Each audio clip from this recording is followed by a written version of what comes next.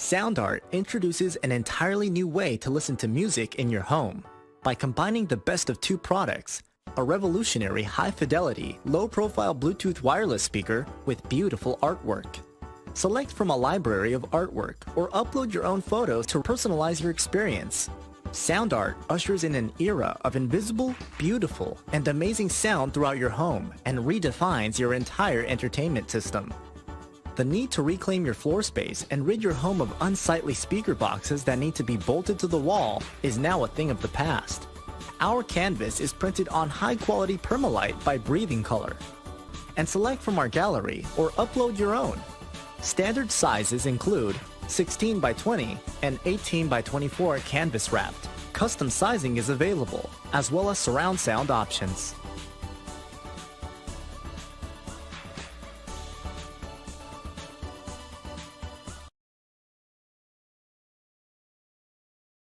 After months of quarantine, we're all interested in how we can become our best self. The team at Permanent Makeup and Cryo is here to help you get the flawless makeup look every day without the extra effort or time. When it comes to your appearance, you deserve the best care that money can buy.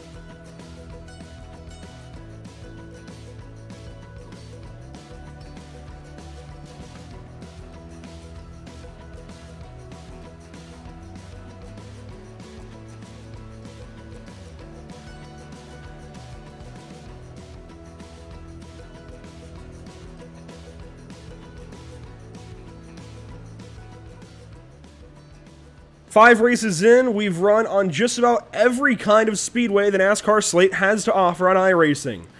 Daytona, Kansas, Michigan, North Wilkesboro, and Kentucky. Tonight, the NORC iRacing Series changes that up entirely, and we visit our first road racing stop on the season. Welcome to the NORC iRacing Series on Pit Stop TV. Andrew Cardinale IV with Eric Brennan and Emerson Arden alongside. Trey Shuttlesworth out and around the racetrack grabbing photos for us to enjoy on social media. And we welcome you once again to our Facebook, YouTube, Twitch, and Twitter coverage this evening as we get set to go for 40 laps just across the street from Brazelton's notable 3/8 mile oval linear raceplex just across the way. We're at the virtual Michelin Raceway Road Atlanta, one of my personal favorite racetracks on the face of the earth, Eric. We've already been privy to some thrilling, breathtaking, exhilarating, nail-biting, edge-of-your-seat action in NORC Season 13, but while we may see a spread-out field this evening, I bet that this will only add to that action, at least from the driver's seats. You're 100% right, Andrew, and hello everybody watching, and I'll tell you what, I think we're all in for a little bit of a treat tonight. Think back to when NASCAR put an egg beater to their 2021 Cup Series schedule, and we saw that explosion of road courses added to the slate. A lot of people were wondering why Road Atlanta was not added to the mix, especially considering the fact that the 1.5 mile oval got an additional race, because this track is not only scenic, it's fun, but luckily for us, it's challenging. And as Andrew alluded to in his introduction, we've already seen racing and thrilling racing at Daytona, Kansas, Michigan. The list goes on and on. I expect the trend to continue on this tough road course that we have set up here tonight. But Emerson, when it comes to road course racing, this track is truly in a league of its own. And I'm stressing the fact that it is difficult, especially coming through those S's. Oh, absolutely. This is one of the most notable American circuits out there. I mean, Road Atlanta has some amazing elevation. The S's, technical, but a lot of fun, especially the way you can carry the speed through the back half of the S's and heavy braking zones down into the chicane and into the double right-hander. It's a lot of fun at this track. I cannot wait to see these drivers rip it around here for 40 laps. It's going to be a fun one this evening. We do have a halfway caution to worry about in a little while, but we'll get to that momentarily. First, let's talk about the Michelin Raceway Road Atlanta. Now, I realize it does say Kentucky Speedway along the top. Ignore that. Michelin Raceway Road Atlanta. It's a 2.54-mile road course in Brazelton, Georgia. This place oozes history in IMSA, sports car racing in general. It is a fantastic road course. It is quintessential road course racing in the United States of America. All kinds of elevation change, corners that are built into the earth, and corners that are sure to excite this evening. You see the layout. Turns 2, 3, 4, 5 through the S's. That's going to be your big mistake area of the day. We'll also see probably some off tracks, be it in between turns 6 or 7, maybe out of turn 7, possibly some spins as well in that low gear corner, trying to get down the backstretch with as much speed as possible. You fly through turn 8, turn 9, you'll actually come up over the hill and straight down to that hard left chicane of 10A and then 10B back up the hill before coming back down the hill through turns 11 and 12. This is a fantastic course. If you're new to Road Atlanta, I think you're going to enjoy it this evening. It's certainly a fun one. Of course, we've gone through a good portion of this schedule so far. 5 races to be exact. We're now at Road Atlanta, stop number 6 on the way. We have Dover next week, Homestead coming up, iRacing Super Speedway even, but tonight, again, Road Atlanta, 40 laps. It should be a fun one. Qualifying getting underway. Before we go any further, let's talk about standings coming into this one, Eric. It's been all Daniel Falkingham so far. That said, Zoltan Herczeg, Chad Oxendine, Cody Miller, they each have a win to their name. Cody Miller got it at Daytona, then Chad Oxendine at North Wilkesboro, and Zoltan Herczeg last week. And, of course, Falkingham had his wins at Kansas and Michigan. Things are going to get a bit topsy-turvy this evening, and if I had to pinpoint one driver in this entire field to pick for the race win to move up through these standings as well, it would be the number 70 in position number 12. Yeah, Aaron Smith, who had an amazing run at Daytona in the season opener, and you could see him there hanging right in that final spot as far as playoff contention we get later on in the season. He's currently holding down that 12th and final position, but practice has been a huge indication of some of the drivers to watch, and Aaron Smith, and his name is someone who has been running right up there towards the top of the charts throughout the practice session, and I'm with you. I think he perhaps could end up coming onto the fold here tonight and becoming another winner on the season. Only driver to have multiple wins so far is that of Falking. Falkingham. But keep in mind, that came at Kansas and Michigan, 2 intermediate tracks on the slate. He also was relatively quick in the practice session earlier, but Emerson, if he wants to keep the momentum rolling and keep collecting trophies, this track is going to be one of his toughest challenges yet this season. Oh, absolutely. And it's always great, to be the top pace setter in practice. That was Daniel Falkingham in the 50-minute practice they had attached to this race session today. Now, I've also been watching him a lot. Maybe it's just practice, but he has been really trying to find every single advantage, and that could come out to bite him in the race. And he's going to have to do a lot of managing. I'm sure in race conditions he will, get down to race pace and take it a little bit more easy than I've been watching him do. But Falkingham has a decent point margin, and definitely doesn't want to throw away this race if he wants to extend that point margin. And then again, the back half of the standings, this is a great opportunity. Cole Freilich up there, I don't even see him on this list. He's up there in the sixth. He was sixth in practice. He could also turn up this point standings list as well. And if you don't know, Aaron Smith is absolutely the road course expert in the regular batch of drivers in the NORC iRacing series. When we don't have Bobby Zalenski, you've got to look to the 70 car, and I don't see Bobby Zalenski in the field. So I have got to be watching out for the 70 car this evening, Aaron Smith. We'll be watching out for him tomorrow as well in the BRP iRacing series. So you NORC fans that want to see more Aaron Smith, especially on a road course, tomorrow night, Modifieds at Watkins Sled, make sure to be there. We'll see if Aaron can pick up his first win of that season, but tonight it's all about him trying to move up and further into that possible chase field as we get closer to the chase as well, Eric. We'll see how it goes. Qualifying, I mentioned underway, Zoltan Herzeg, now the fastest on the racetrack so far. Let's take a look at some of our qualifying times as they come in. There we go, that's the correct ticker. And how about that on the left side as well? I know it's pretty exciting to have some of the number plates that look pretty well alike, some of these cars on the racetrack. Zoltan Herzeg currently working down to turn number 6. And he could be one of the other guys that spoils the show this evening for some of the other fantastic road course racers in this series. But I'm watching for that 70. Yeah, and Herzeg is somebody who is riding a wave of momentum, and you could see it by him besting the field by nearly 1 second with about 4.5 minutes left to go in this qualifying session. We're now on board with Daniel Falkingham, who has been on a roll. We talked about the fact that his back-to-back wins came in the second and third race of the season, but Falkingham has shown speed in pretty much every race we've contested so far this season. In fact, he's had 3 top 5 finishes so far in the races in which he had not had problems, and as he approaches this chicane, which is going to be one of the heaviest braking points on this racetrack, it was important to note that Falkingham appeared to spend a lot of time on track in the practice session trying to perfect his line and maybe possibly Emerson to see how long he could run on fuel, because pit strategy is going to be a big deal here as well. And even with that bobble, Falkingham moves up to second.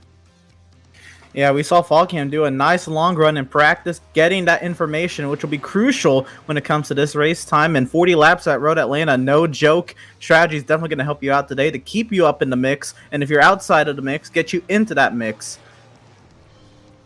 Chad Oxendine off in turn 1, goes through the gravel, goes through the grass, and drifting things here in this qualifying session. That'll invalidate any lap time he may have just started. Hayes Booth also on the racetrack. I know we have his mom, Lori, watching this evening. How are you doing, Lori?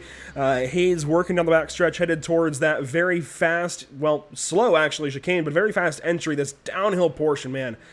That is a very, very tricky piece of racetrack, very tricky piece of asphalt. It'll be interesting to see how these guys cope in a field. Hayes Booth nails it, though, that first time through here in qualifying. We'll see if this completes an out lap or a flying lap for him in just a moment as he comes across the start-finish line. And the Ford Mustang goes...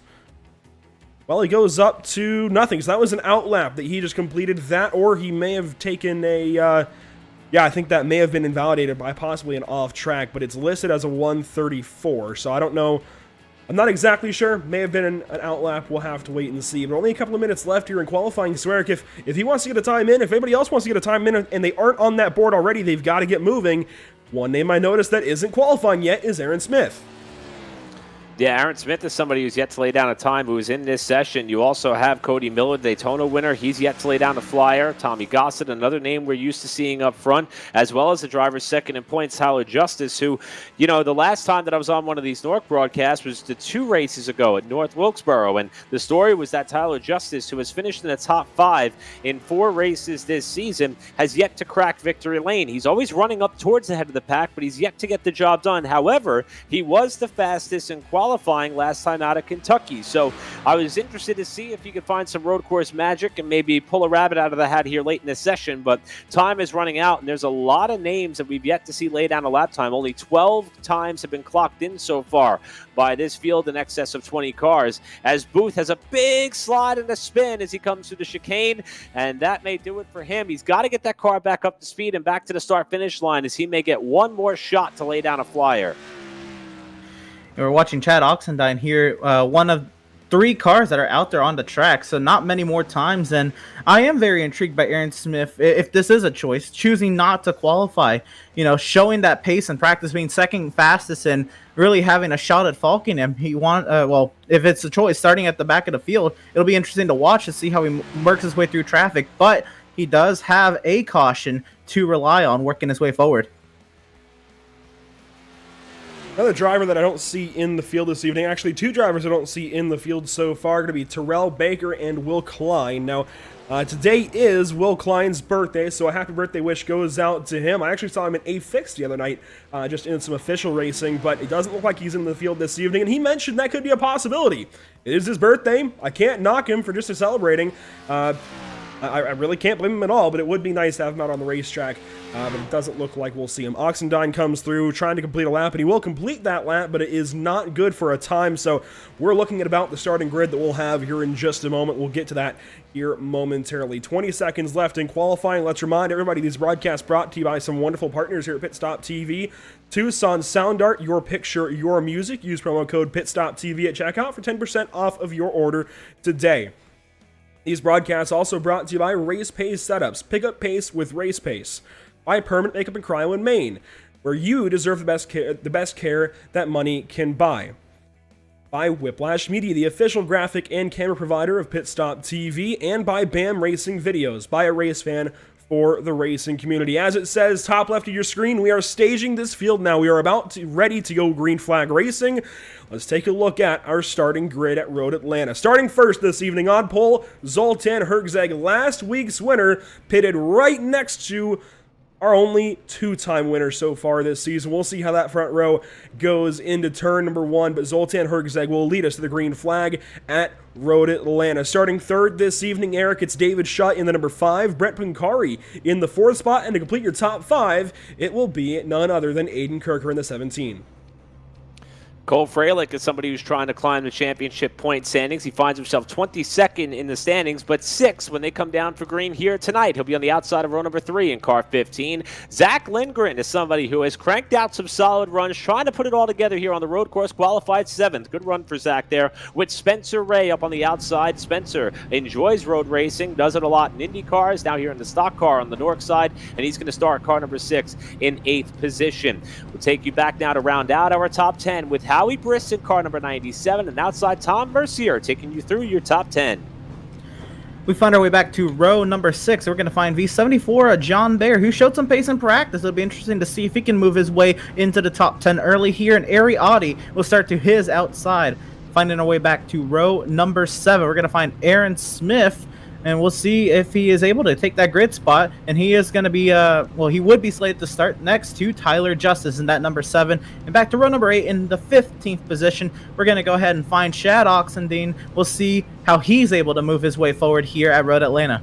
And it looks like some of these positions may get mixed up, of course. There may be some differences in how ATVO feeds us this information and how they actually line up in iRacing, but these are the rest of your starters, at least in this field.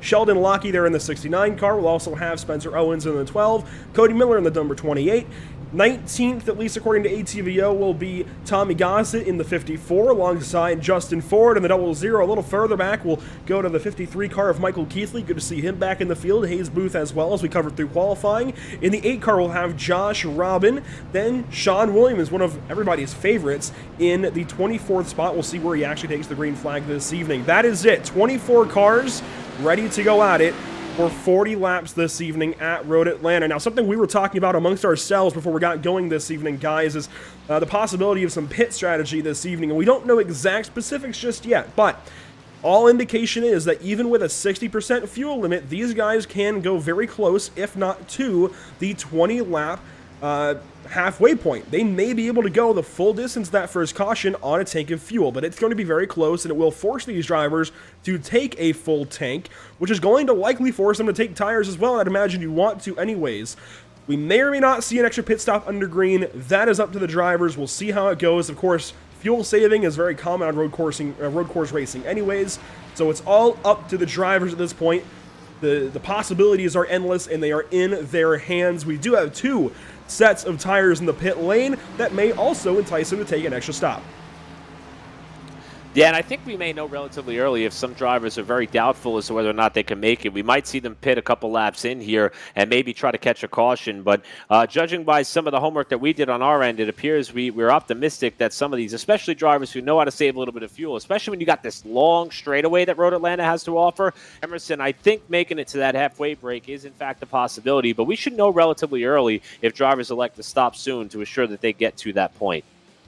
Oh, absolutely. And if they cannot make it to that halfway break, we could also see drivers pit early and try to work it backwards, knowing that they have that caution at lap 20 and try to get the most advantage they can on fresh tires. We'll see how that works out. But we're on our way down this long back straightaway, and we're getting ready to go here at Road Atlanta. And I can tell you that backstretch is long enough to land a plane on. That's a story for another day, but getting ready to go green flag racing. Again, 40 laps the distance, 24 cars in the field. The smallest field we've had so far this season. The previous smallest was last week at Kentucky, but strong fields through and through. 28 cars last week. We had a couple of rounds of 29. 24 this evening. I expect that to go up next week at Dover. Getting ready to take the first green flag. Well, the green flag of the evening. Zoltan Hergzeg, your pole sitter, leading us into turn 12. And there they go. We are racing at Road Atlanta.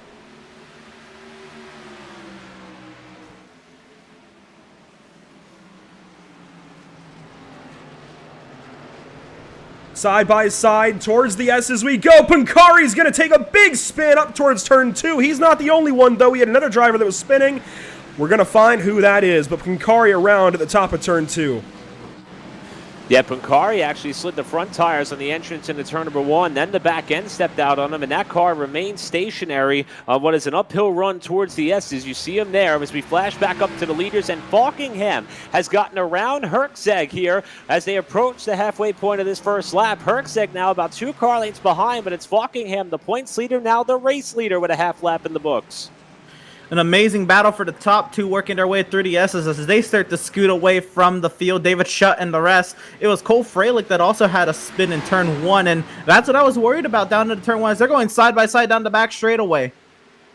Side by side down this long backstretch. Falkingham fades over in front of Zoltan. We'll see how Zoltan treats that into 10A and a defensive line as well. Now, moving a little bit in the braking zone. Daniel's got to be careful of that as the race goes on. Zoltan a bit sideways out of the apex, and David Shutt is going to close.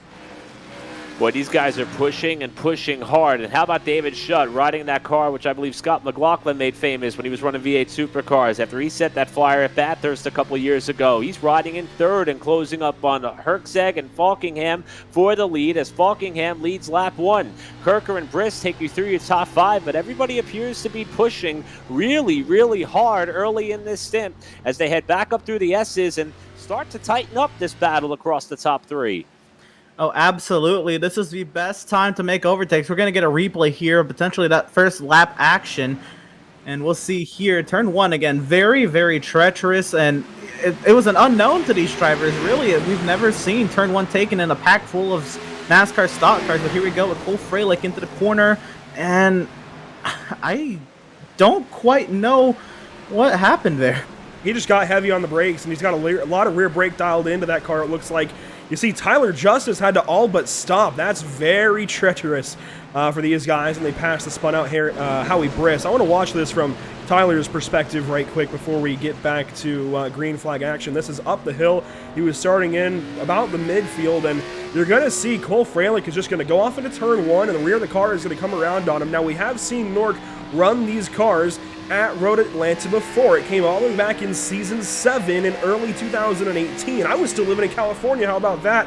But man, you see the smoke light up, and Tyler's got to come to a stop here on the inside of turn 1, and man, you know what? He didn't even hit Cole Fralick. It was just Cole Fralick sideswiping that inside wall that does it for him. But we'll go back up to our race leaders. And again, these guys, a lot of these guys anyways, have raced here in the NASCAR Xfinity Series cars, but not quite like this, and Zoltan Herzeg has had a big moment.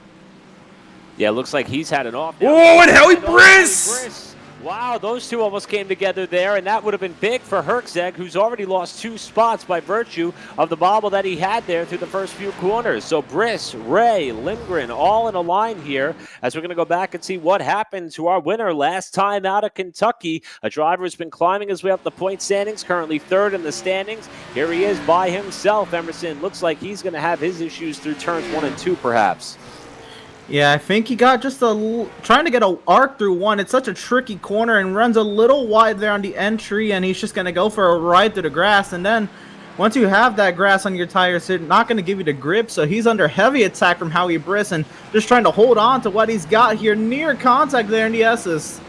I think there definitely was some simulated contact. Of course, a little bit of netcode playing in right there, but definitely I think Howie got that 96 car just a little bit sideways through that corner, but Zoltan regroups. He now sits in 4th spot and is going to fall just a little bit ways back of race leader Daniel Falkingham. But this is suddenly looking like Falkingham's race to lose. We'll see how this halfway caution treats things, especially with Aaron Smith starting so far back in the field. It looks like Josh Robin may have missed the start this evening. It's hard to say. No, he's got damage. Let's take a look back. Josh Robin is somebody who did everything possible at the season opener at Daytona to get the job done and grab victory there. He comes into tonight looking for success, and that's a big off and big contact with that huge retaining wall there. What looked to be on the main straightaway for that of Robin, and that was something that certainly has caused significant damage to the front end of his car, and I know that he started out towards the back of the field. We'll try to get another look at it here as they're coming through turn 12 and on the main straightaway. Looks like he just ran out wide and caught the grass. The car spun. Fralick with a big move to avoid. And it was Robin who made significant front-end impact with the wall while Fralick continues on. Yeah, down that corner, that final corner, it's a downhill, fast-sweeping right-hander that leads onto a straightaway. You're enticed to get all you can through that corner and got a little too much. And unfortunately, that A-car paid the price for it. Back up here, we are on board with Zach Lindgren right now in 7th, trying to put the pressure on the 6th place, 6-car Spencer Ray into the chicane. And Zach Lindgren has real car experience here. Granted, it was in a Skip Barber Ford Mustang a couple of months ago, but he has driven around Road Atlanta. He knows what it's like to feel these corners. He knows the reference points. He knows where to turn in, where to hit the gas, where to hit the brakes. He knows how to get around here. He's having a pretty good night so far. I talked to him earlier in the week. He was not excited about coming here, oddly enough, even though this is the one big track like this where he's got racetrack experience, race car experience. He wasn't quite looking forward to it, but so far, top 10 and putting the pressure on Spencer Ray. He's fallen back a little bit, a couple of small mistakes, but then you see Spencer go drifting through turn 2. So it's all about keeping on that car in front of you, limiting your mistake, and honestly, I think it's better to lose a little bit of time in corner exit to save those rear tires than buzz them and possibly go for a spin. And you can see not that far ahead as Spencer Ray gets a little bit sideways here. Lindgren's trying to set him up as they come up the hill here for what may be a good passing opportunity here to turn 6. You see Ray defend down to the low side. He protects driver's right, gets a little bit loose under braking. And Emerson, we've talked a lot on all the other tracks that we've been on about this Xfinity style car. It's a big run for Lindgren off the corner. These guys are going to battle side by side. I'm watching the rear end of these cars move around a lot, and that is a product of this car and the horsepower package it has and the lack of downforce on the back end, even on the road courses, as Lindgren completes the pass. And it's making the exit of all these corners so much fun to watch as everybody's wiggling the back end of that car trying to get back to the power. This car has not only produced thrillers on some of the intermediates and super speedways, it's doing it here at Road Atlanta as we watch Herzeg try to work his way back to the front. Absolutely, and Herzeg now really trying to put the time in here so he can get himself into that position. And I think at this point he's got to bank on that lap 20 caution. And back to your point, yeah, you're in these slow corners, as here's Tommy Gossett on the pit lane. In those slow corners, you're basically taking a 3,500-pound brick with 650 horsepower in the rear tires from a standstill. That is difficult in itself, and it's bitten a few people. Cole Freilich and Hayes Booth had double trouble back in turn 1. Chad Oxendine has retired as well, and there's just a lot of people struggling with the track here at Road Atlanta. Tommy Gossett takes a pit, and I think this is the beginning of what we'll see through this first 20-lap segment here, Eric.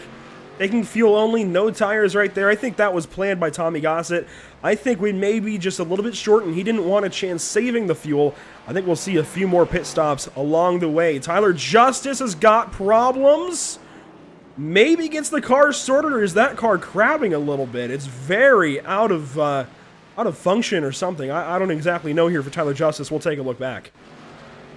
Yeah, remember, he had that nearest scare with Cole Freilich early in turn number 1 after Freilich got sideways turn 1, lap 1. We're on board with Justice here. Looks as though he's coming up through the S's, one of the most difficult parts on this racetrack. And we'll try to see what happened to this driver here. Now up this long straightaway, approaching the hard right-hander in turn 6 and 7, which does a great job. He pulls aside and lets Aaron Smith by, who, as we know, is one of the favorites here on some of the road course races. A big bobble there. Wow, that was a glove save and a beauty for Justice, who continued that slide through turn 7. That is somebody who's got their hands full tonight, and he is going to have to work diligently to try to hold on to second in the points, because he's struggling here, and he is coming down the pit lane for service. Oddly, is he actually pitted back here? No, he's pulled onto the opposite pit road. I think he may have made a mistake. I think he may have gone down the wrong pit lane, expecting that would be the pits that he had to go down. Now, if you don't know, Road Atlanta has 2 pit roads. The older one, well, is the, I guess, opposite pit road that he goes down. I don't know if he's just got a problem and was planning to leave right here. I'm so confused. It does look like he has possibly disconnected. But this is very odd. I did not expect to see a car rolling down this pit lane.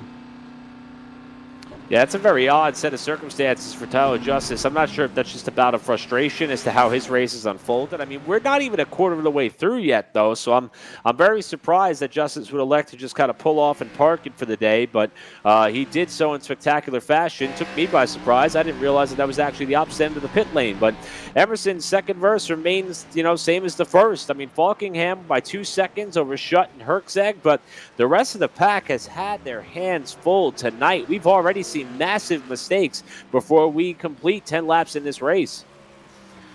How about back here? This is John Berry trying to work his way into the 7th position over Spencer Ray. And again, all these, high caliber, very good drivers having their issues here at Road Atlanta just makes what Daniel Falkingham is doing way, way more impressive. It is a tough little trek around Road Atlanta in just a sports car here. I can't imagine a stock car. And these drivers, they are feeling it. These two still going at it now, leaving turn 5, headed to turn 6, and John Berry still all over the back end now, going to go to the inside of the 6 in turn 6, and Spencer gives him room. That was interesting. That's an odd place to usually go for that pass, and that was a late move as well, but he gets it done. And I will say, we cover a lot of racing here at Pit Stop TV and a lot of road racing as well. In fact, last night we had Pacific Challenge at the Nürburgring. 2 nights ago we had Cross Series League racing at Spa. We're used to a lot more, I don't want to knock the NORC field, but I'm going to be honest, some more quality passes, some more previously thought out passes as Zach Lindgren going to go for a spin in 10A. Saves the race car, but is going to lose a lot of time. I think we'll see more of those more aggressive moves this evening from this NORC field. These are guys that don't run road quite as often. When they do, they pick up valuable experience and they learn how to control these stock cars on road, but they don't always pick up those other racecraft differences between oval and road racing. So I think we'll see a lot of oval stuff carry into this evening here, Eric. It's going to be a lot different from what we usually see with Cross Series League racing and Pacific Challenge.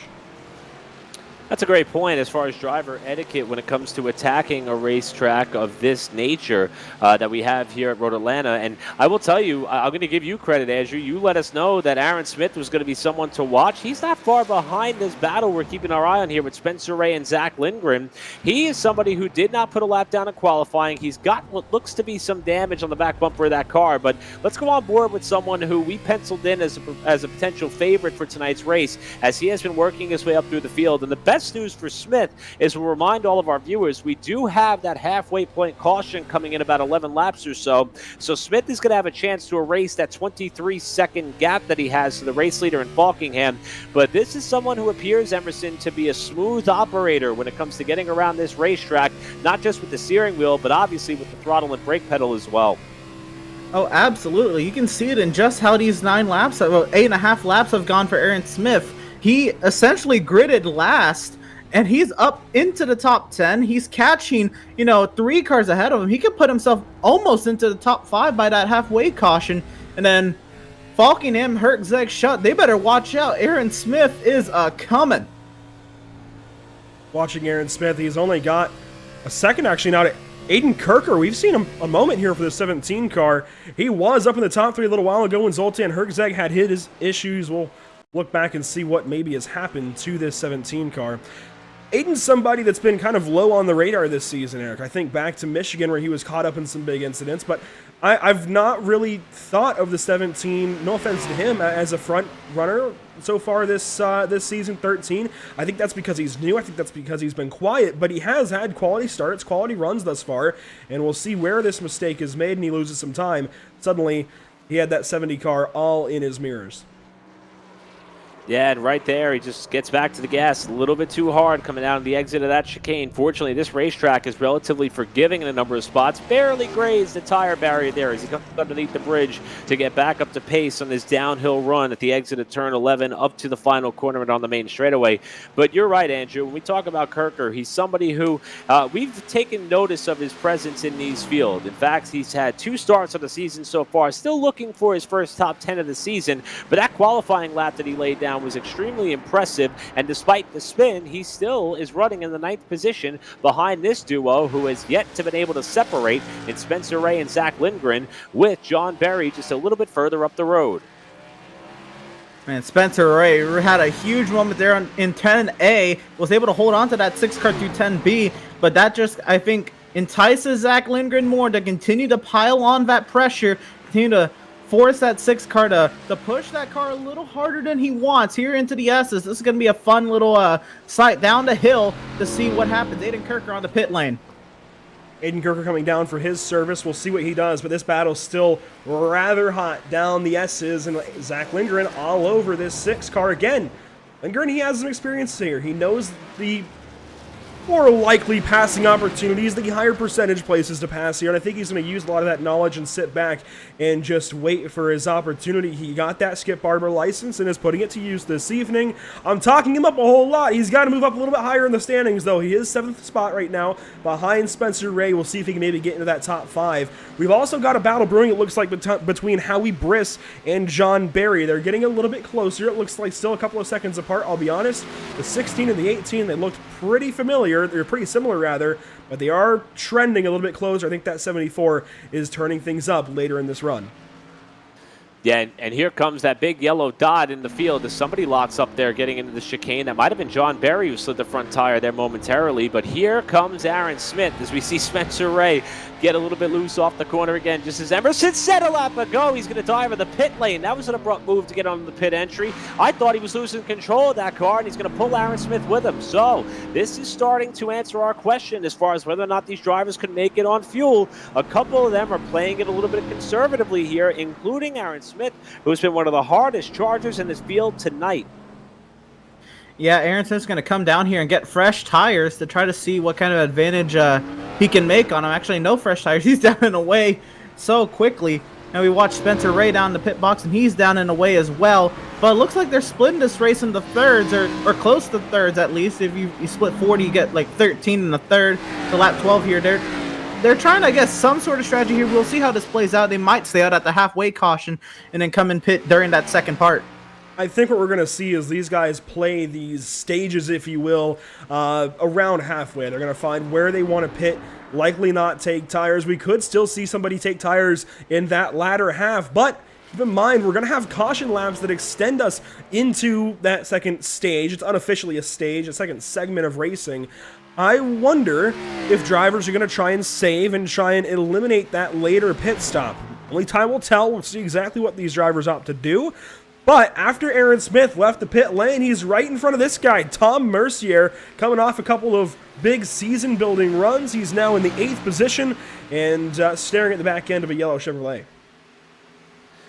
Yeah, and I also try to look through the field here. I'm surprised that Smith was able to get out as early as he did with that extremely short fill. But, I mean, remember, we had other drivers who came down early. Like Tommy Gossett was one of the first to hit the pit lane. He's wired back in 13th. So Gossett apparently trying to play a bit of pit strategy to try to compensate what may not be the best pace he's had here so far. As you were on board with Tom Mercier, who got real loose there coming out of the chicane and through the final couple of corners. But here's Gossett running a paint scheme that many of us love. The old school throwback to Kyle Petty's early 1990s mellow yellow colors. And Gossett always has wonderful fresh paint on his car when he shows up with that Supra. And right now, I'm interested to see what his plan is as we got a car off in front of him. Try to see who that may be as he merges back on here at turn number 2. That's Ariati, who's had an off. Number 1 bites the dust down in turn number 1. Ariati not having the best of days, trying to keep himself alive in that battle for the top 10, who have to live to fight another day as we work lap 13 of 40 here. And I think Aaron Smith just came and pitted and gained a spot according to time and score. And he's up to 7th when he was 8th before his pit stop. We've seen some other pit stops, guys like Sheldon Lockie, Michael Keithley, they've dropped through the order. In fact, they've just pitted. I don't know if that has anything to do with it or not, considering they are a lap down, along with guys like Cody Miller, Hayes Booth. And it is worth mentioning, we have seen Aiden Kirker, and that's another one of those spots that Aaron would have gained. Aiden Kirker's now out of this race, it looks like. We've seen some other retirements. We've seen Tyler Justice leave. That may be due to weather as well. So if you're anywhere in this country that is experiencing that heavy weather as Zoltan Hergzeg comes down the pit lane, please be safe, because there is some scary stuff going on through the country. A lot of severe weather. It moved through our area today as well in North Carolina, so there is some scary stuff out there. Be safe if you are being impacted by it. But that may be what's caused Tyler Justice to park the race car this evening. Cole Freilich is also retired, along with Chad Oxendine, Josh Robin, and Brent Punkari. But you see the 96 working his way back onto the racetrack, also just ahead of Tom Mercier. But that means he is behind Aaron Smith, and it looks like he took full service. He took tires in this first pit. That's interesting. Yeah, and it's finally going to give us a bit of a one-on-one gauge here. I mean, we know the pace that Smith has been able to set. Let's also not forget that Hergzeg ran the quick time in qualifying here earlier tonight. So it's going to be a great opportunity to see how much the tires matter, specifically in what is going to end up being a relatively short run. And I use that term lightly, considering the fact that he pitted after 14 laps. We're going to run about 6 laps to that halfway caution. But this is going to be a chance to see how much fresh rubber is going to matter here, because that may come into play at the break or shortly thereafter, as we watch Hergzeg trying to close up here on Smith, who's a little bit further up the road down this long back straightaway. Yeah, I'll be watching the timing screen right now, but Aaron Smith ran a 126, and if he didn't take tires on that stop, that is impressive. That is about what, a second off what they ran in qualifying. That is a second off the fastest lap in this race on 15 lap old tires. That is very impressive. We're watching here Lindgren trying to keep in touch with John Barry here for the 4th position. Zach Lindgren all over the back end of the 74 car. This would be for 4th currently. Granted, some pit stops have taken place. Another one as Tom Mercier comes in. We've also got Spencer Owens working down this long pit lane at Road Atlanta. And something that you could see in the track map, we'll even pull it back up momentarily, is the very interesting pit entry and pit exits. They're very fast, very treacherous, as we've already seen this evening, especially on entry. But that pit exit is also going to catch some drivers out. And that pass is now completed for 4th spot. Zach Lindgren goes on by John Barry. Yeah, so we haven't seen any movement yet by the front runners as far as Falkingham, Schutt, and Briss, but we still got some great racing going on, like this fight here between Lindgren and Berry. And remember, Lindgren had that semi-spin a few laps ago, and he still finds himself up in top 4 contention after getting around John Berry, who was the runner-up in championship standings 1 year ago. And Berry's having a really strong run as well. He's somebody who didn't start fully up, got a problem up in front of him, though. They just passed the car that had spun on the exit of that chicane, and now Berry's going to elect to take this opportunity to come down and grab himself enough fuel to get him to the caution flag. And a problem here for what looks to be, let's see, not sure what car that may be, Emerson, but turn 1 bites again, it appears. I believe that was Justin Ford by the colors of that car. Here we go into turn 1, and very wide into the corner, just goes straight off. It's tough. It is not an easy corner by any means. It's kind of deceiving. How much speed you can carry to that corner, and I think that's what's really catching a lot of these drivers. Justin Ford, he'll just get his car back on the track and keep it going. He had another little moment going off the racetrack, just a little bit once he got going again, but he gets back righted and on his way here. Lap 16 of 40, we're getting closer to that caution, and we saw Daniel Falkingham going for some long runs in practice. I wonder how close he can get if he can possibly go to that halfway break. He's got 6 seconds to work with if he wants to save fuel. We'll see what he does as time goes on. Coming around to take 4 laps to go in this first half before that caution flag. Behind, you see Tom Mercier and Spencer Owens. Spencer Owens just took 4 tires as well on his pit stop, so expect the number 12 Chevrolet Camaro to start making some headway in this run to the end. I've also noticed, of course, we have guys like John Berry. He has pitted. Tommy Gossett has worked himself actually now ahead of John Berry, and a pass right there in turns 6 and 7. And Tommy Gossett is now working north. He took his pit stop early, and it's paying off. Yeah, Gossett able to make the most of that opportunity to try to get himself further up through the field by virtue of that pit stop. And I'll tell you, Andrew, I'm starting to rack my brain, and Emerson, you as well, thinking that this caution is going to be coming at about lap 20. At the end of lap 20 is Howie Briss pulls the trigger to come down, overshoots his pit box, has to back up. That's going to cost him some time prior to that yellow flag. But what I'm thinking here is this is kind of setting the stage for a unique pit strategy in this second half. A lot of these drivers don't think they're going to be able to make it that far. But if you've made it this far with the caution laps, I'm wondering if perhaps stopping on that yellow is going to be able to allow you to make it the rest of the way. This is going to be fascinating to watch this unfold, as right now everybody's on a bit of a different agenda here, and some efforts are paying off for some, while we're still a little bit undetermined as far as what Falkingham, Schutt and company are going to do just yet. I'm also curious to see, as I think Daniel Falkingham's coming in right now into the pit lane. I'm curious to see if people take full service now, if only coming around to 3 laps to go. Do they stay out on that caution? And if everybody has to pit in that second half of the race, they kind of just fall into where they will end up playing anyway. But here comes Daniel Falkingham down the pit lane. And he's bringing David Schutt along with. We'll see if either one of these guys take tires. This could be an opportunity to take tires now, especially with the gaps some of these guys have, and not have to at our break. Falkingham does not go up on jacks, does not take tires. Does David Schutt go on the jacks? No. So these guys going fuel only, that means they will have to take tires, I would imagine, at our halfway yellow. We'll see what Zach Lindgren does as well in this 85 car. Yeah, as Lindgren comes down to pit for service here, a couple laps shy of that upcoming caution. And again, I wouldn't be surprised if we see some drivers select to stay out, but the same thing, Andrew, with the tires scenario. You know, they have 2 sets in the pits. Why not come down and take them on the yellow? But we might see a couple of cars stay out and try to make it to the end, because if everybody's going to have to stop at least one more, being at the front of the field for that restart could end up being a huge power play for somebody if they're willing to gamble by staying out on older tires if they didn't take it the first time through. Oh, got a car sideways behind. That looked like it was John Berry, and it was, and he's able to save it. These drivers pushing very hard here leading up to the yellow in a couple laps.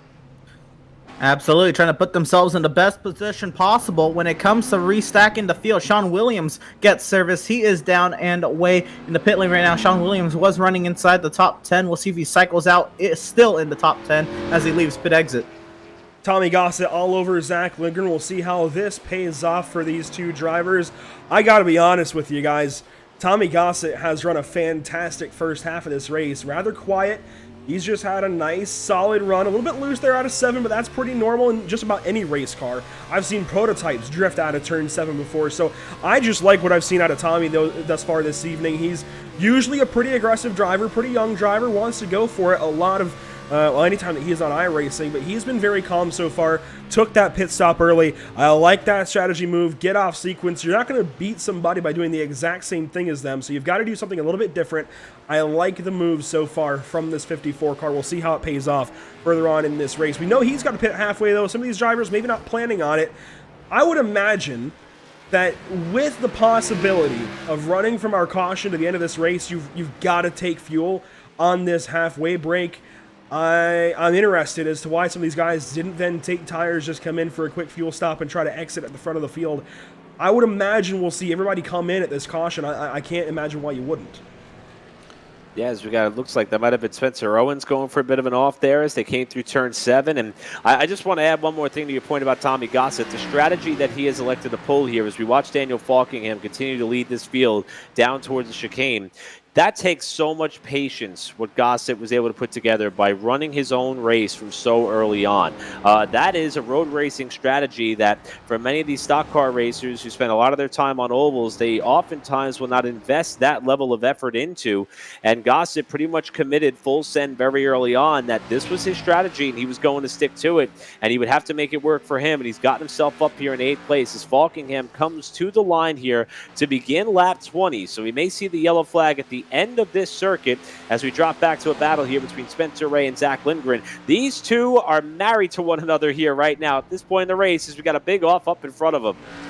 And Cody Miller's just gone through the grass. Sheldon Lockie as well. It looks like Miller, is he got a pit right here? He is. So he'll come into the pit lane right at the end of this run to this halfway caution. Now, these are not being operated like normal NASCAR stages, so I don't think that'll be a penalty for coming in too close to the break.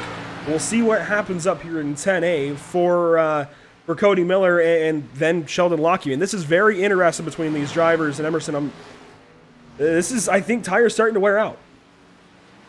Yeah, I mean, if you didn't take tires on your stop here, these are 20-lap tires that have undergone a lot, and I think it just maybe clipped the curb there as well, but also Sheldon Lockie having trouble there. This also could just be physical fatigue. It's hard to say, but we are into the final moments of this first run to our first caution flag. Now, if you don't know, iRacing does not automatically throw caution flags on road races. It's usually just local yellows. So just localized to whatever corner there's an incident in. And it's very hard, if not impossible, to draw an iRacing caution. There is our caution of this race right as Daniel Falkingham comes around to complete lap number 20. So this is admin thrown. It will not be controlled. You can gain and lose positions during this pit stop. We'll see how these drivers treat this opportunity to change up their strategy, and you see why it was thrown so early, because I like this. This is a note that a lot of league owners, I think, need to take in mind. That times it perfectly to fall in right behind the pace car. Yeah, that's a great call by the race officials and the people who are overseeing tonight's event. And look at the running order. I mean, we talked about differing strategies. Falkingham and Schutt pretty much been on an island of their own. The pole sitter Herczeg, by virtue of a couple of off-track incidents, up to 3rd. Aaron Smith from Shotgun on the field. He kind of did his own thing a little bit there, made up a lot of time on the track, made up a good bit of time on the pit lane. And Howie Brisk quietly rounding out our top 5. And the storylines continue throughout the rest of the top 10. But that was only the first chapter. We've got this second half that we're about to see unfold, and depending on it when we restart, that may tell us a lot as far as these drivers and what they're going to have to do to make it to the end. And Emerson, I'm really interested to see what the choice is here by this field, whether it be to come down now, wait till later on in the race, not sure why you would, and if the drivers elect to take tires and what it's going to do to this running order that we just highlighted here at the time of the yellow flag. Yeah, I can't imagine if you didn't take tires in that first half that you're not going to take tires here. It'll be interesting to see now drivers who did take tires, maybe did they only take fuel only, consider taking tires later, or just run to the end on their 20-some-odd lap tires. Granted, some of those laps under caution, but I'm going to say these cars are going to be really quiet the next couple laps after they leave pit lane. Drivers out of this race so far. If you're just joining us for the first time, this is NORC the NORC iRacing Series, season number 13, race number 6 on the season. Hayes Booth is out of this one. Michael Keithley as well, Aiden Kirker, Tyler Justice, Cole Freilich, Chad Oxendine, Josh Robin, Brett Pancari. Daniel Falkingham has led the entirety of this race to this point. Pit stops are likely going to be underway right here. We'll see if anybody stays out. That 12 car staying out is lapped. That is Spencer Owens. All of the lead lap cars coming in. And you see David Shutt right on the rear spoiler of Falkingham as they come into the pit lane, knowing that this stop is going to matter, and this may be one of the best opportunities to leapfrog that 20 car for the first time tonight. The whole crew, in fact, the whole field is going to be on the same agenda, as Aaron Smith is going to be one of the first to hit the pit lane by virtue of where he started tonight. Falkingham will have the all-important second pit stall, as you see Herzeg assume pit position number 1 after he claimed the pole in qualifying earlier tonight. Now we patiently await to see when these drivers pull off. You see 4 tires going on for Herzeg, as well as Falkingham, as well as Shutt. They're all out and away, and I think, Emerson, you guys hit the nail on the head. Looks like everybody took one of their sets of tires here on this stop.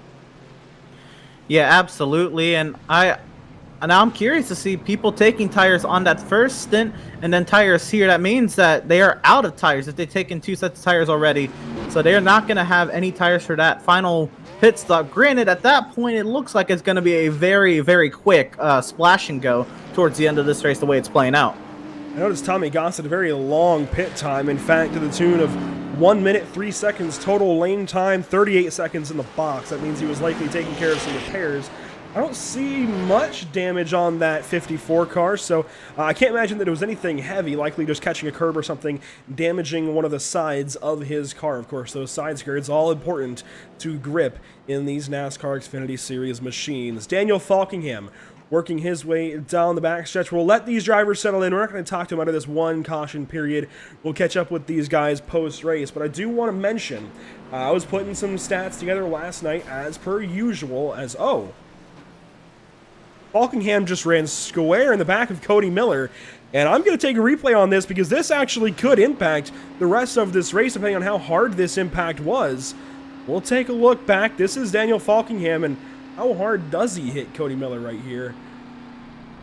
He hit him pretty good. He had to have been checking another monitor. That is going to have a lot of an effect on that 20 car. That is heavily going to impact his straight line speed. I mean, that is a lot of damage. This is a very interesting development in this race here, and you saw there right on the front valence, or the front splitter I should say, as well as the front bumper of the 20 car, taking a pretty significant hit there. Not sure what the agenda was. Again, these drivers might be letting the cars coast a good bit down that long straightaway. Miller may have been doing the same, trying to assure that he has enough fuel towards the end of this race. He's going to be able to get waved around here to assume the tail end of the pack, and he's only got 1 lap to make his way back up through the field, but he might have been coasting a bit there to try to save some fuel, and Falkingham just wasn't anticipating that car to slow down and perhaps may not have been paying attention, and that's a huge variable to throw into this mix for the driver who's been so dominant here tonight, Emerson. Yeah, a lot of things can happen there. Maybe, I mean, you shouldn't do it, but sometimes you've ran, 35 good hard minutes, just, a quick check of the phone notifications or something. I don't know. That was very awkward to say the least. I don't know how much impact it's going to have on Falkingham's pace. Granted, he's had very good pace today, but with these drivers hot on his tail, he might be falling into the clutches of some of these drivers on this restart. It's lap 23 of 40. As you can see, pace car lights are out. We should take green flag this next time through. I want to get back to that stats kind of moment that I had mentioned right quick, and I put several stats together for us to bring up, and something that I've noticed a lot so far this season is how average finish has changed throughout the season. Daniel Falkingham currently at a 3.4. Anthony Emery with just his 1 start last week of 4. Tyler Justice, he was at 5.6 after dropping from 2.75, goes to 5.6 after last week. Oxendine, 6.5. Herzeg, 7.2. These guys have been averaging in the top 10.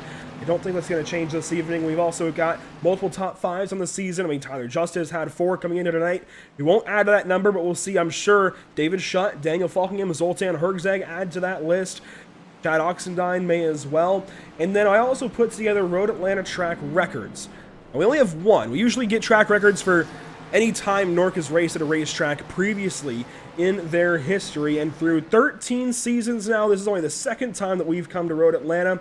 The previous time that we came here, the fastest lap the entire race day was set by Scott List Rambler, no surprise there, in a NASCAR Xfinity Camaro 2014. It was in 2018 though, just the older version of the car. 86 seconds, that's a minute 26.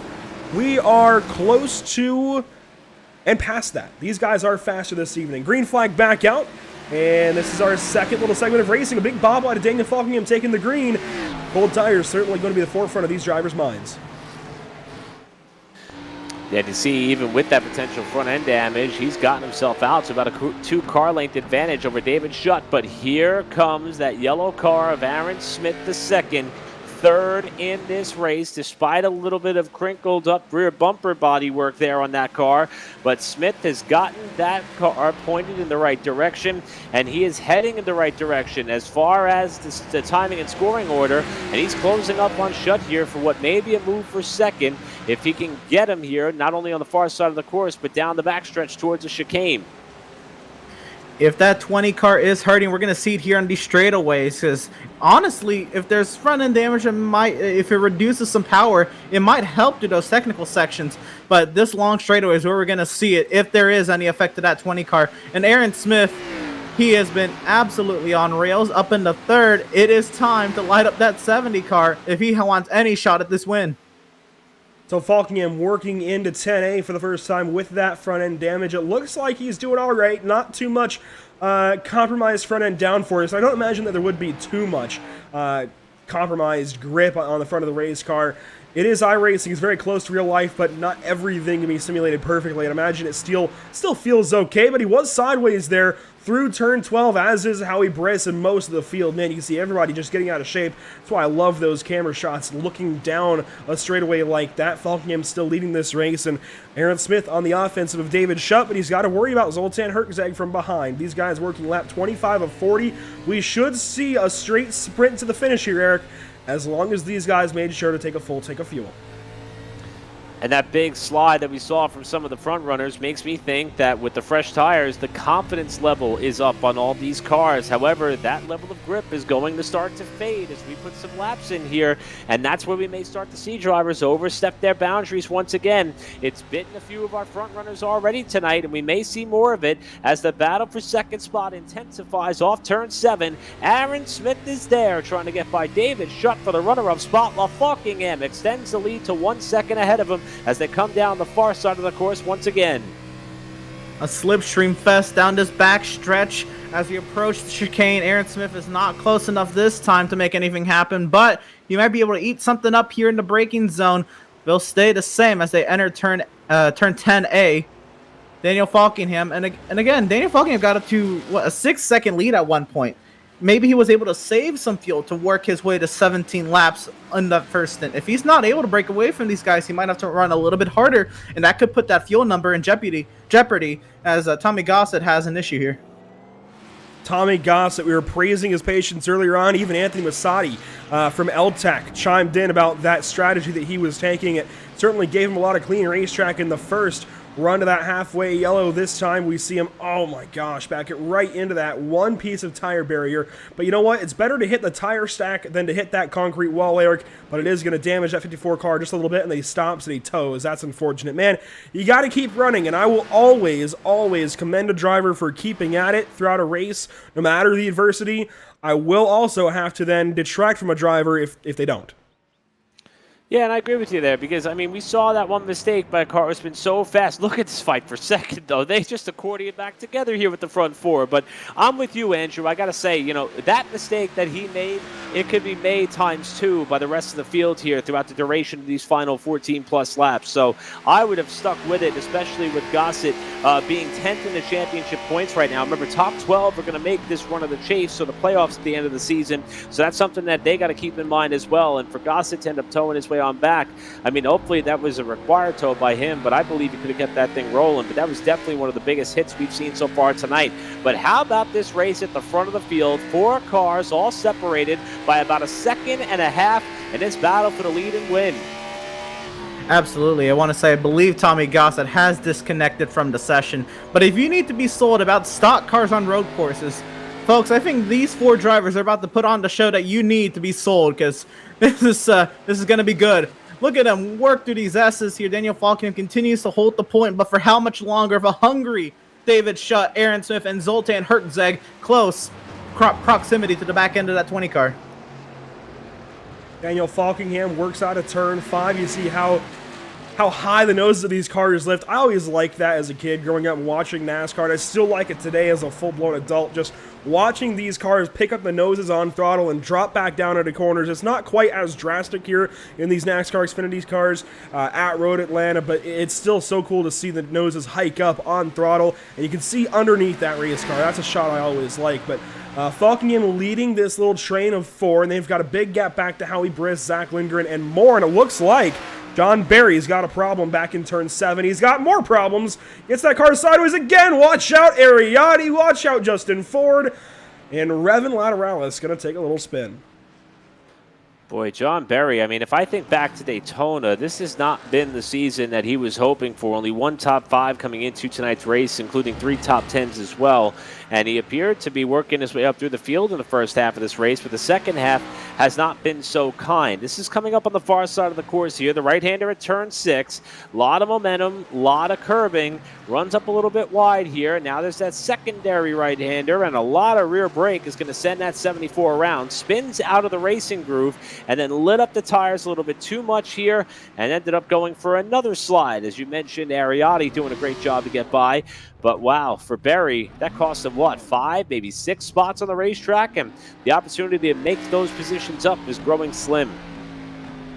Yeah, as more and more drivers disconnect, there's only so many more cars on the lead lap, and with that mistake, he's got to make up a lot of time as well to get back to some of his competition. And again, this top 3, they just get closer and closer every time we get back to them.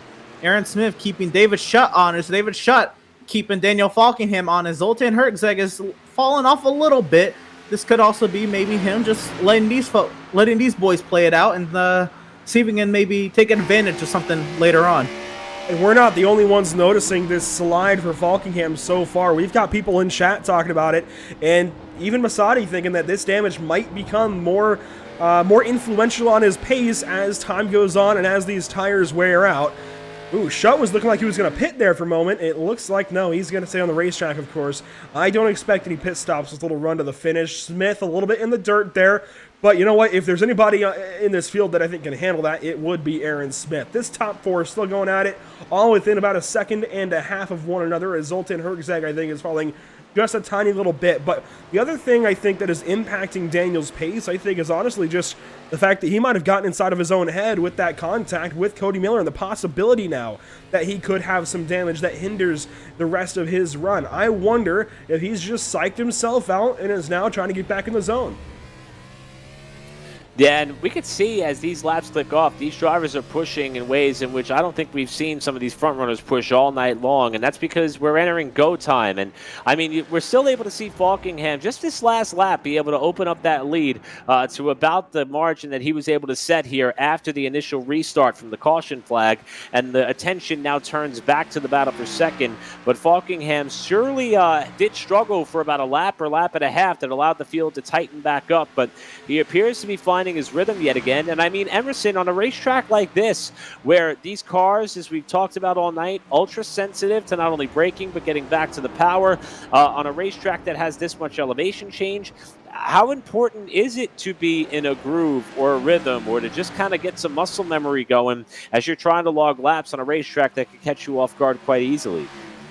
It absolutely is. There's so many factors, keeping the tires happy, keeping yourself happy. If you make a mistake, like what happened there with Cody Miller running into the back of him under the caution, it gets in your head, and then it can affect your performance. But Falkingham is slowly getting back to it. Last couple laps, he's ran fastest out of the top 4. But the laps before, Schutt, Aaron Smith, they were running faster laps than Falkingham. I think Falkingham's trying to get back into that rhythm, and we might see just how important it is to find that rhythm here as Tom Mercier is on the pit lane. And this track is getting a little bit cooler, actually, as clouds overtake the virtual Brazelton, Georgia area. I wonder if the track is just getting greasy at this point. A lot of hot rubber around this 2.54 mile road course, and I wonder if it's just starting to get greasy. Grip is starting to lessen a little bit. We can even look at the weather, and it's not all that warm. It's 69 degrees, 75 degrees on the racetrack. I really do believe that it's just getting greasy out there, Eric. I think these drivers are going to have to challenge for grip as this race goes on. I don't think it's going to get any better, of course. And cold racetracks on road usually is not actually what you want. I think it's certainly better on oval because you don't heat the tires up as much, but that racetrack retains all that heat. That's why you want a cold racetrack. When it comes to road, it's quite the opposite. You're running so many fewer times through a corner. You just don't have the same opportunity. There's fewer cars usually as well. You don't have that same opportunity to heat the track up, and you want to retain some heat in the racetrack. You want the sun to do its work. Yeah, and as these drivers continue to work their way through this tire cycle, I mean, we saw how a lot of competitors were on ice, basically, towards the tail end of the first run that brought us to the yellow flag at the halfway point. And these drivers are going to be pushing to a limit and an element that they have not done all night. I mean, the pay window is within reach. As David Schutt briefly blinks out of the service, hopefully he's able to come back into play here, and he does. But, I mean, these drivers are really going to start to attack these corners differently because of how important it is that the hourglass is running out, and we are approaching the checkered flag in this race now in the final quarter distance mark, and we're starting to see everybody come back together again. And this is where mistakes tend to pop up for some of these front runners, and with everybody running so close, the slightest slip of a driver who's leading this train could turn into something massive. Absolutely, and I keep looking at the lap times. Falkenham ran the slowest out of the top 4 drivers that last lap. Hertzega 26.9 to Falkenham's 27.3, the biggest margin between them, and then Smith with a 27.1 and Schutt a 27.0. Just Falkenham needs to hold on to what he's got. And it's hard when you're under this kind of pressure by 3 very capable drivers. It is hard to not look in that mirror and to not get distracted. Falkenham doing what he's got to do, but also at the same time, how long can David Schutt just keep tailing this 20 car? And how about David Schutt? We have not talked about him that much this season, but this number 5 car is in a fantastic spot to try and overtake Daniel Falkenham in the closing laps and make a show out of this finish. He's got a great opportunity at his first win of the season, and if we go to the all-times win list as well, he could definitely use a boost up in that category. He comes in this evening just 4 wins, right where Daniel Falkenham started this season. He could boost himself up and tie Josh Robin and Jared Darling this evening. We'll see what David can do. But I just like everything I'm seeing from David Schutt tonight. Very calm, very relaxed behind the wheel, or so it seems at least, where we usually know David to be a very aggressive driver. Certainly wants to make that move early and make it often. I like the patience we've seen so far and just keeping that car under control. Yeah, and that level of aggression was evident back at our season opener at Daytona, where he was going top side, bottom side, doing everything possible to try to make some moves until he eventually got swept up in an accident. We're also about to see something here that we have not seen in quite some time, at least not at this point in the race, not until the tail end of the last run that we had, and that is a lap car that is up ahead of these leaders. Not sure if it's going to be an immediate factor, but if they catch that car at a difficult spot like coming through the S's, that could certainly slow things down for Falkenham and company. I expect the lap car of Cody Miller to be polite to the race leaders, but boy, wherever they catch Miller, who ironically was also our winner back at Daytona, that's going to play a bit of a role here as far as who approaches what corner with what level of confidence and tenacity. And I think we're about to see this all unfold here as the fight for the lead ratchets up even more so. Absolutely. If they can catch him just on the exit of these S's, but they're coming out quick, they might catch him here at the back half of these S's. Oh, big moment. Cody Miller's going to go off the track. Keep it out the track. Keep it off the track. Oh, my goodness. The top 4 will make it by. I think everybody who saw Cody Miller go off in front of their windshields all had their heart skip a beat. That was a good catch by Mel right there to not let that car come back in front of the entirety of our lead battle. That could have been disastrous to any one of these 4 or all 4 of these drivers. Now working about 7.5 laps to go out of turn 7. That could have been so treacherous right there. But we continue on. Falkenham still leading. Schutt still second. Smith still third. And Hertzeg still in that 4th spot. And Zoltan might have something here. He's getting rather close, or he was looking at least to the left side of Smith. He may just be waiting for an opportunity ahead, for something to happen ahead in order to pounce. Yeah, let's not forget that even though Falkingham has led about every lap in this race, it was Herczeg who set the quick time in qualifying by over 0.4 of a second, so he knows how to lay down a flyer on this track, and he has proven it time and time again. Been very patient when it comes to racecraft after a slight mistake early in the going in this one.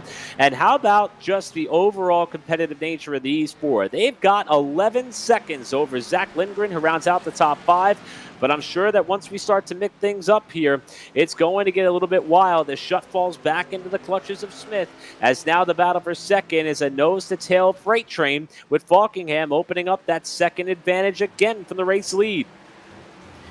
If Aaron Smith is going to make this move, he has to make it quick. The longer these three start getting preoccupied with one another, the more that Falkingham can relax and kind of run his own pace and drive away. You see that gap, 0.9 of a second. Aaron Smith backs off into turn 6, a Schutt a little sideways on that corner entering to 6, but that could also just be how this car is just taking these corners off of turn 7 here. Now Aaron Smith under attack from Herczeg. Herczeg trying to go for third.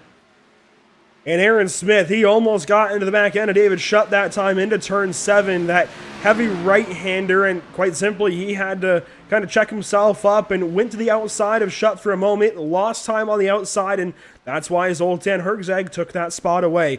You mentioned Zach Lindgren solidified himself into 5th. He was battling with Howie Briss for quite a while, but Eric, he has now kind of gapped that 97 car. The only other battle that I really see is between these two, John Barry. I completely spaced for a moment, but Ariati, John Barry going at it. This is for the 9th position, 9th and 10th on the racetrack as they continue to battle. Yeah, well, this fight continues on, and we are watching these two cars, which almost came together after Barry had a spin earlier. Timing and scoring is showing that Zoltan Herczeg has gotten up to second. So David Schutt was holding down that spot, but Herczeg has been able to pick up 2 spots here on the last lap or so. And the car that started on the inside of row number 1, trying to get himself back up to where he brought this field to green. And this is how he got the job done. Schutt was up ahead of him through the chicane. Big sliding off there. And as Schutt rejoins the racetrack, Herczeg kept his foot on the loud pedal. They almost touched under the bridge, and Herczeg got second away. Oh my goodness, how tight they got coming over to crest there at turn 11. Oh man, that also shows just how important it is for Schutt to keep second. He knew if he wanted his shot at Falkingham, he needs to keep everybody else behind him. But now, as Herczeg's driving away, Aaron Smith trying to find his ways. We'll keep watching the replay. Actually, Schutt just a little too much to turn 10A and has to give up that spot here, but holding on to third for the time being. That was definitely a block there from David Schutt. He knew that he needed to keep Zoltan back behind him, and it didn't work out, so promote that 96 back up to second place, and suddenly he's got the best opportunity to go up there and catch Daniel Falkingham. Now, if you go back 1 week, I know everything was completely different at Kentucky Speedway, but keep in mind, Zoltan Herczeg was the one driver to keep his tires in piece better than anybody else and to drive up there and take Falkingham out of that race lead. He was simply best on the long run, went up there, won the race. Can he do it 2 weeks in a row? 5 laps to find out. And as of right now, Daniel Falkingham's weak point appears to be this first half of the racetrack. Coming through the S's is where Herczeg has been able to make up about 0.3 of a second just this lap alone. However, Falkingham appears to be able to gain some of that gap back as he comes out of turn 7 and down the long back straightaway, even with that nose damage, and is able to maintain the lead for now, although Herczeg is starting to chip away at it slowly. And Aaron Smith, he knows that this is his time to get going. He's all over the backside of David Schutt here for third, while the top 2 start to drive further out in front. If Smith wants a shot at a race win, he's got to get going now. Absolutely. I will say, when it comes to this battle for third, David Schutt's pace has definitely fallen off, but he's fast in all the right places. Aaron Smith just catches him, and he's only able to search for a line, but he doesn't really have the opportunity to make the overtake just based on where he catches Schutt. Now, can he get the run out of turn 10B? Here they come over to crest through 11 and now 12. Aaron Smith's got a great run, but can he do anything with it? Aaron Smith now going to maybe look to the inside, thinks better of it into turn 1. Definitely not a high percentage passing opportunity, and Aaron Smith knows it. Now he'll climb up to turn 2, looking at that light pole that's always a reference for drivers here, and he turns in and just stays right on the back end of David Schutt. This also not a place to go side by side, not a place to pass. You've got to do it in a heavier braking zone. Turn 6 will be his next good opportunity. We'll see if he can do anything with it. Around the left-hander of 5, and up and over that curb pad, and just does not get the power down like he needed to, but he could still try and send it. Into turn 6. No, he stays right in behind David Schutt. When does the opportunity come for Aaron Smith to get up onto the podium? And we've seen Schutt make a mistake before. In fact, it's coming up at the next part of the racetrack here at the end of this long straightaway leading up to the chicane. It turns 10A and 10B. That is where Schutt had the off earlier that cost him second. Smith is hoping for something similar. One thing we may also start to see in some of this close racing is drivers take defensive lines, which means that they will be entering the corner in an angle and a position which they may not have done all night long. So far, Schutt is electing to take his normal entry into the corners, but if Smith is able to get a good enough of a run, maybe on the main straightaway, we might see him start to protect towards the inside line of the racetrack. But right now, these two remain about 2 car lengths apart as they come back onto the front stretch. Put another lap on the board, and Herczeg got another 1/10 of a second off the leader, while this battle for third stays nose to tail. Yeah, these two, they continue to run consistent lap times with one another. Actually, Aaron Smith about half a second slower than Schutt. That could be just because he's being held up by the 5 car, he feels at least. All over the back end, down the hill through the S's, trying to get any advantage he can, especially out of 5. Whoa, a wobble from Schutt! And that's it. That's the opportunity Aaron needed. Up the inside in turn 5. Not usually a passing zone, but he's going to try and make it work. A drag race down to turn 6. Aaron Smith on the outside. David Schutt on the inside. What's going to happen? And Schutt heavy into the braking zone sideways. The crossover from Aaron Smith. That was perfect from Aaron. He's going to take that third spot, but David crosses him back up, and they stay side by side out of 7. This is about as good as it gets without major disaster between these two. It's Aaron Smith on the inside. It's going to be Schutt outside as they approach the chicane. We've already seen these drivers be very hard on the brakes while battling for this spot. Who's going to get on the binders first, and will it stick? Schutt trying to fade down drivers left to cement himself back up in a third spot. Smith holds a fender inside, and Schutt's going to fend him off for now, and Smith comes back down to the bottom. We're not done yet, baby. Aaron Smith giving everything he's got, but back to the familiar position of riding behind the 5 car. Do turn 12, but this time he's as close as ever. Does he have any chance to pull out into 1 who he's going to ride behind? But wow, beautiful crossovers from both of them throughout the course of that last lap. Popsicle sticks that time by from Barney the Flagman. 2 laps to go at Road Atlanta, and Aaron Smith still all over David Schutt. The gap ahead is growing to Zoltan Herczeg and Daniel Falkingham. Starting to walk away as that 20 car. No battle up there just yet. We will stay with 3rd and 4th as these two continue to go at it. John Barry, Ariati, they also battle, but here we go. Aaron Smith, a big run out of 5. You saw the bobble for the 5 car, and now Aaron Smith back on the outside for turn 6. Around the outside, he locks up. He's going to drift and saves it. This is unbelievable. I have not seen 2 cars battle so hard and get so sideways on more than one occasion than these two. It's for 3rd place in this event while Falkingham continues to nurse that 1.3 second lead, but they're on the back straightaway once again, and this battle is going to go all the way to the checkered flag if these drivers do not lose their race cars. Smith in the slipstream, down to the end of the backstretch, late on the braking, trying to close up to the back bumper of Schutt here for a podium spot, and Schutt gets a good drive off the corner. I gotta say, beautiful, beautiful defense from David Schutt. Aaron Smith is running out of options on how he can attack this 5 car. But wow, as they come on to the final lap of this race, this is gonna be some last hurrahs out of the 70. What's going to happen in turn 1? He waits in behind, and up ahead, things still very calm for the race lead. We'll update you on that soon, but we just can't leave this battle yet because Aaron's got to find a way by. We know he wants that spot. Do we see a bumper laid into turn 2 and down the S's for the final time tonight at Michelin Raceway, Road Atlanta? The lap car of Spencer Owens up ahead. How does that change this battle?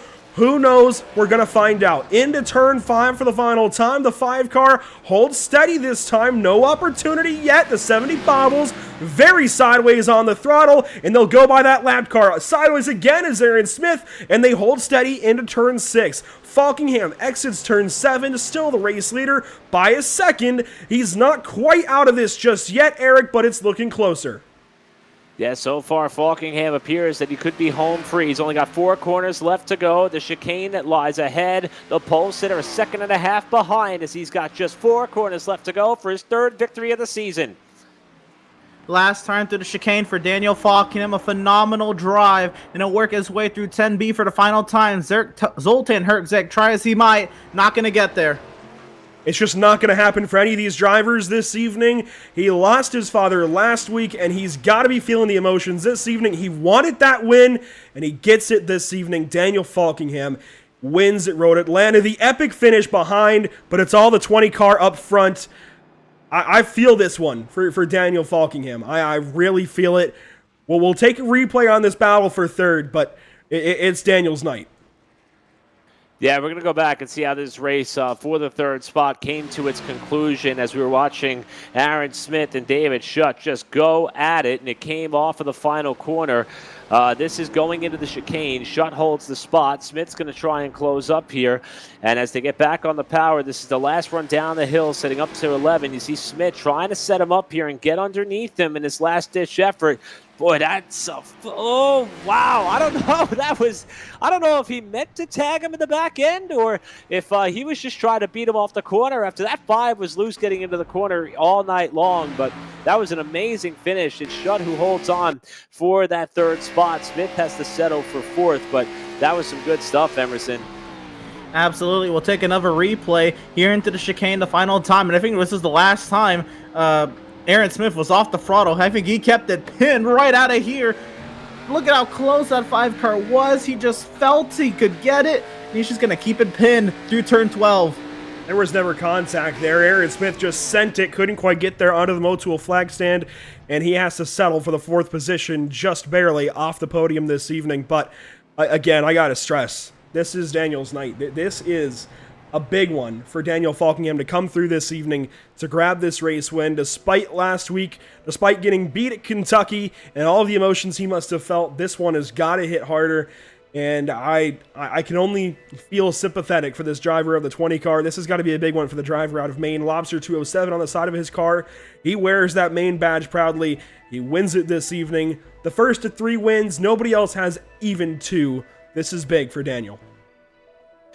Yeah, and I got to say, it was something that we all knew coming into this race, and we talked about it before we came on air, and we wanted the topic of conversation to be the race, because this is the best medicine for anybody who has had to go through what Daniel and his family have had to experience over the last 7 days, and he has somehow found a way to still harness his talents as an incredible sim racer. He has put himself, not only penciled himself as the driver to beat this series this season, but I would say that he has written it now in pen, and if he keeps this up, we could pretty much just start to engrave the trophy at this point, playoffs and all still to go. This is a driver whose level of confidence has been at an all-time high, despite how difficult this last week has been on a track as tough as Road Atlanta. This is incredible, and I'm with you. This is certainly Daniel's night, and I hope that he takes the time to truly enjoy this for all it's worth, because it was a remarkable performance by this driver.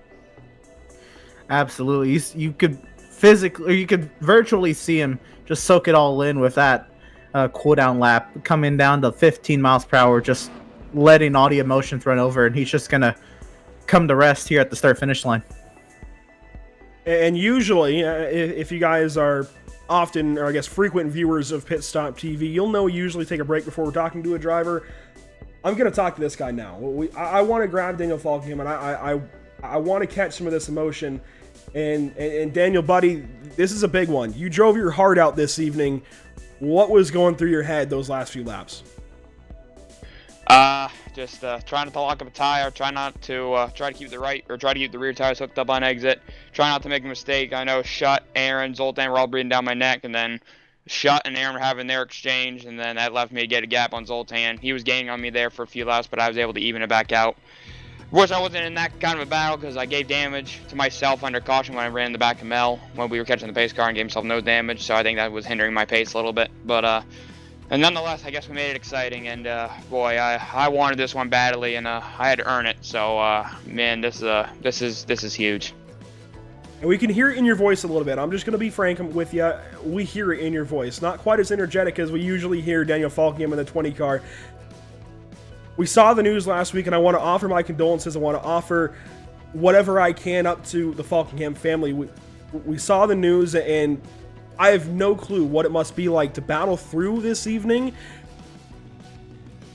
I don't even want to ask you how it was wearing on you, but just how did you attack this evening, coming off of what happened at Kentucky last week and what happened afterwards as well? Just how are you doing, I guess, in general, Daniel, and how did you attack this evening?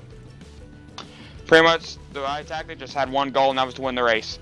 Pretty much, I've been saying this to myself all through this, but the racing is a sport I love, and it's pretty much the one thing that'll get me off my mind of what happened the last week and whatnot. So, and it's something me and my dad enjoyed together as well. So I knew he'd want me to go on and race, and that's what we did tonight. I really wanted to win a Sim 500 race last night, but I got wrecked by a lap car 3 laps down. But so I decided to try to look forward to tonight. I knew I love road course racing. I knew this was a good chance to get another win, and I wanted to win this one more than ever, for the obvious reasons. But definitely had to put on a show and had to make it interesting. But I'm really glad we were able to get it done tonight, and I appreciate the condolences as well. Buddy, I wish I could reach through the mic and give you a hug, but let's move on from that. Let's put that back out of mind for a minute, and I want to get back to talking about the racing this evening. You mentioned hitting Cody Miller under pacing, under our one caution of the evening. We saw it happen. We saw the damage that could have posed to you. Did that affect your race car? And if so, what were you trying to do defensively to stay ahead of these guys, as you had 3 of the best in this series bearing down on you for the entirety of that back half of the race? Yeah, it was interesting. That damage, I knew I hit Mel. I hit him pretty hard, especially under caution. And then once I saw, like, my nose was pretty much popped in the air, kind of like what Chase Elliott's nose looked like during the Atlanta race a couple weeks ago. So that was definitely, I think, hindering me on the straightaways a lot, probably down to 1-2 mile an hour. And through the corners, I felt all right because I had the clean air, and just if I didn't make a mistake through the corner, if I could hit my marks, I knew with the long straightaways I could hold my own and whatnot. So definitely felt good. Definitely being out front was key, because definitely if I was like back in second, third, or fourth, I probably wasn't going to be able to pass them back and whatnot. So it was important to hold the lead on the restart and whatnot, which we did, and we were able to keep everyone behind us. It was definitely a challenge. It was trying to stay sharper every lap, trying to not lock a tire, or spin a tire, whatever it is. But oh man, I'm just so thankful we were able to hang on, because they did not make it easy, that's for sure. Buddy, you drove your heart out this evening. It was evident you deserve this one every step of the way. You led every single lap.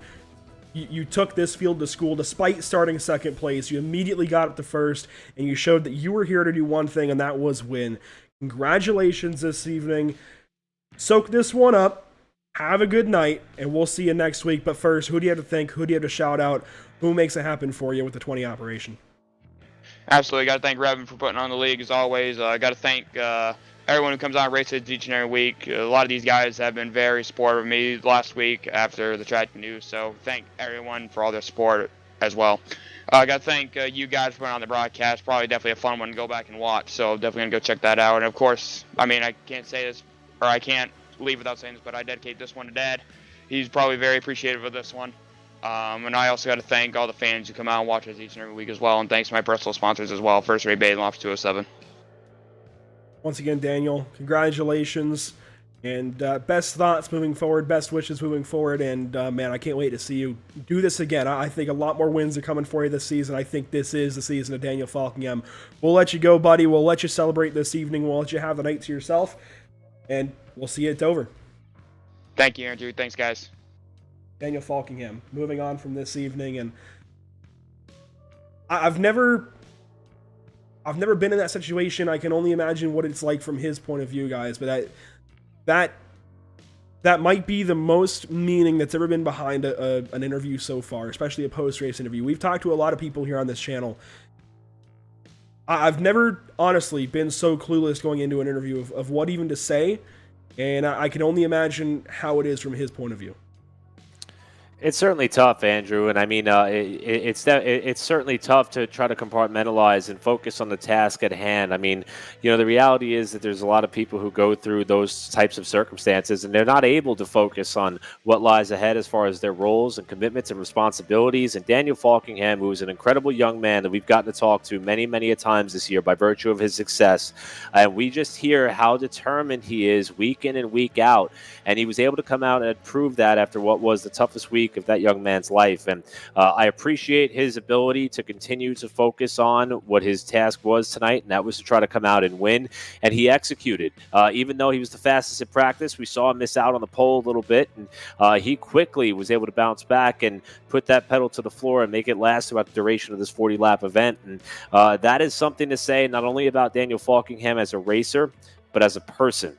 And the people who helped make him who he is today is solely responsible for that. And again, our thoughts go out to the Falkingham family in their entirety for all that they've had to endure this past week. But Daniel, you certainly made everybody proud here tonight. And this is a sentimental victory that we all could applaud when all's said and done for sure. Absolutely. And the fashion he did it in, man, he led every single lap. He absolutely dominated. And he showed that this was his race. This was for his father, and he was going to get it done tonight, and he did. It was a phenomenal drive from Daniel, and the meaning behind it, I think, we'll have this win, stick with him for a long time. Daniel Falkingham gets it done in front of everybody this evening and shows why he is here to go after a championship in NORC Season 13. We'll step aside. We'll take that post-race break. We'll be right back to you momentarily with the other couple of interviews after this one this evening. There was a lot that went down. Make sure to stick through it as we get into some more post-race interviews in just a few moments. We'll be right back to you after this short break.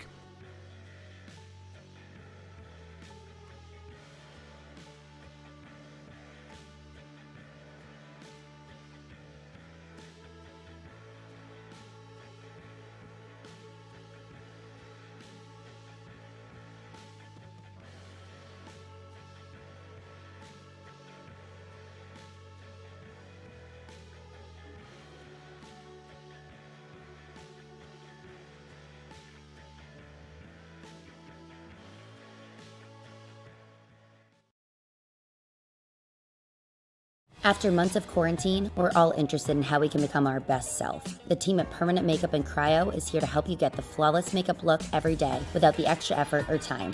When it comes to your appearance, you deserve the best care that money can buy. Sound Art introduces an entirely new way to listen to music in your home. By combining the best of two products, a revolutionary high-fidelity, low-profile Bluetooth wireless speaker with beautiful artwork. Select from a library of artwork or upload your own photos to personalize your experience. Sound Art ushers in an era of invisible, beautiful, and amazing sound throughout your home and redefines your entire entertainment system. The need to reclaim your floor space and rid your home of unsightly speaker boxes that need to be bolted to the wall is now a thing of the past. Our canvas is printed on high-quality permalite by Breathing Color. And select from our gallery or upload your own. Standard sizes include 16 by 20 and 18 by 24 canvas wrapped. Custom sizing is available, as well as surround sound options.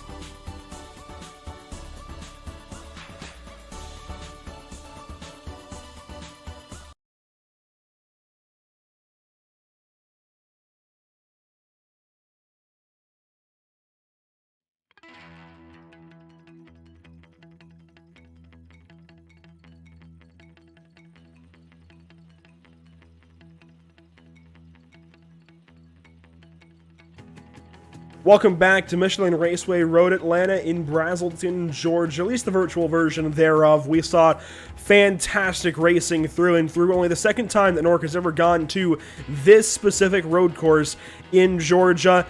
The last time around, Scott Ramler was the fastest. This evening, it was all Daniel Falkingham atop the speed charts, atop the scoring pylon, atop everything this evening. He gets it done at Road Atlanta. We talked to him already, so we'll move things down the line to second place finisher Zoltan Herczak, and I'll hand things over to my companion, Eric Brennan. Thanks a lot, Andrew, and welcome, Zoltan. And I'll tell you what, you've been on a bit of a roll lately. We talked about you as a defending champion having the issues at the season opener, but since then, you have been rocketing your way up the point standings. And my math is not always the best, but I believe you're going to leave here tonight second in the standings. But you laid down a flyer in qualifying. Saw a couple of small mistakes throughout the duration of the race. Was that the difference, perhaps, in being able to go back-to-back on wins here tonight, as far as after you took victory in Kentucky and came up just one spot short here tonight? Yeah, I don't know. I was not expecting to be even close to quick. I'm usually terrible at road courses, so that was pleasant to see. And at the first corner, Daniel and I got into each other going up the hill. So it kind of messed me up. And then I was just in my mindset, all right, I got to get back to him. And I wheel hopped going into one a couple laps later, and then I went off into the grass. And then we had that caution, which I like, because you get all your mess ups done and over with in the first half, and then you can just race it out for the second half. And I was kind of just sitting behind Aaron and Shut, just seeing what was going on, saving my rear tires, and then once they started messing up a little bit, I was able to get by them, and I was catching a little bit to Daniel. I don't think it was going to be enough no matter what, but with 2 laps to go, I dialed back on the brakes a little bit to give a little more rear brake to try to get a little better turn in, and just made me too loose, and I lost the rear end a couple of times, and lost a bunch of time. Yeah, and that was going to be my next point. With 7 to go, you were fourth in line, appeared to potentially have the fourth best car of the group, and then all of a sudden you made quick work of Smith and Schutt, and you were closing in on that gap to Falkingham, the leader. But at that point, Zoltan, how narrow is that margin? You're at the tail end of the lifespan of these tires. You're obviously going up against a car who was dominant throughout the race. I mean, were you straddling that razor's thin edge there late in the going, trying to get to him? Oh yeah, definitely. It was super slick. The rear tires were super hot, and you just had to baby the throttle like crazy. So you really barely drive the thing, and it was tough. Daniel did a good job of saving his rears for that last run. Just wasn't enough. Well, even though you may not consider road courses to be your specialty, you leave here with a podium finish, runner-up finish. As we said, it may move you up to second in points. Now we're going to get back to business as usual. We're going to the high-speed 1 mile oval of Dover International Speedway next week. What are your thoughts getting to that venue 1 week from tonight, and your level of confidence to see if maybe you could add yourself a second win perhaps on a track that is totally different from Road Atlanta? Yeah, I'm definitely happy to be done with this. This was definitely a big question mark for me, and going to Dover's one of my favorite tracks, so hopefully they didn't change anything in the past couple months, and maybe hopefully I could have some speed and save some tires there and try to get a win, or even just a podium. I'm happy with podiums. That's all that matters till the chase starts. Well, you're doing a good job at collecting them so far, Zoltan. Before we let you go, who do you have to thank for the second place run here tonight? I got to thank you guys for broadcasting. It's always fun rewatching these, and got to thank everybody for a clean race. Got to thank John Barry for putting on the league, and of course everybody watching. It's definitely cool to be knowing that there's people watching you guys race, watching us race, and got it. There you go. That's probably it right there, actually. Well, thank you for making it interesting. It was really fun to watch you charge your way up through the top 5 late in the going. Congratulations on a second place run here tonight. Zoltan Herczak, great talking to you, buddy. We'll see you in Dover. All right, thanks, man. And again, that is Zoltan Herczak, who came up one spot short from going back-to-back as far as capturing victories so far in this 2021 season. Now I'm going to turn it over to Emerson Arden, who will be with our next driver to step into the interview room. And we're going to be joined with Aaron Smith, and a phenomenal drive from 23rd to 4th. Aaron, how did you make that drive through the field? Well, we had a pretty good field overall. Had a lot of fast cars, but fortunately we were able to slice through them all when they were at their weakest there at the beginning, and kept the nose clean and just made it pretty well. But I wish I could have won the race, but, things happen. Absolutely. At one point, you did have pace there, and I guess let's go to the restart. It is a 4-car all-out shootout between you, Falkenham, Hertzeg, Schutt, and what's going through your mind there? How were you, I guess, planning to attack each and every driver, and then eventually, it only panned out to you really having a shot there at Schutt. But what was the plan from that restart, and then how did it really work out? Well, I knew I was quicker than all of them. I sat there and bided my time there, but then I took too long figuring out what I wanted to do, and I got stuck behind Schutt. And I didn't want to wreck him, because every other time I've won a race in this series, I've had a car go across my nose, so figured I'd let him have it. I didn't want to mess up 4th place for myself. Fair enough. That was a heartfelt battle. Brilliant crossovers from the both of you, and that send there in that final corner. What was all that about? No, I just wanted to see if I can take a shot at him without hitting him, and it almost worked, but that wall was just too close to the track for it to work out, but it was close enough. I figured. All right, so brilliant job here at the road course at Road Atlanta. Next up is Dover. How are you feeling? How do you plan to attack that 1 mile beast? I'm not too sure. I don't know if I'll be able to show up, but if I do, it should be a fun race. I'm usually pretty fond of Dover, so it should make for a solid event. Right on. Well, congratulations to you on your 4th place finish tonight and the phenomenal pace you had tonight. Who do you have to thank for getting it done? I'd like to thank the folks at NORC for putting this show on, y'all for broadcasting, and everyone for watching. Looking forward to next week. Absolutely. Once again, congratulations on your 4th place finish. Best luck to you next week at Dover, Aaron. All right, thank you. Right on, and that was driver of the number 70, Aaron Smith. Again, 23rd to 4th. In this field, wild. We knew he had the pace, but that was something else from Aaron Smith. Andrew? That was certainly a heck of a battle between those guys. The whole top 4 kept things together really nicely, made things really, really exciting this evening. And this battle, I mean, it came down to the ragged edge, to the ragged end as well of this race here at Michelin Raceway Road Atlanta. It was a fun one, Eric. Let's take a look through our race results this evening in race number 6 of NORC Season 13. Daniel Falkingham, an extremely emotional win for him. 1.196 seconds over Zoltan Hertzeg. And again, if you missed it earlier, he's 1 week removed from losing his father, and I can only imagine what it's like for him and the rest of his family. Condolences to the Falkingham family, thoughts and prayers that way, and I can only imagine what it feels like as a driver as well to go out there and grab a race win the week after. And he was very open on social media about the fact that his father would watch him race, and I gotta believe he was watching him race tonight as well. And even helping him get out to that race win. That's big for Daniel Falkingham. 3 wins now on the season, led every single lap. He had this field covered. Despite that damage halfway through, I think that was just a little bit of adversity to keep him on his toes. He kept on his toes, wins this evening. You see David Schutt in 3rd, Aaron Smith in 4th, and Zach Lindgren a very quiet top 5 as well.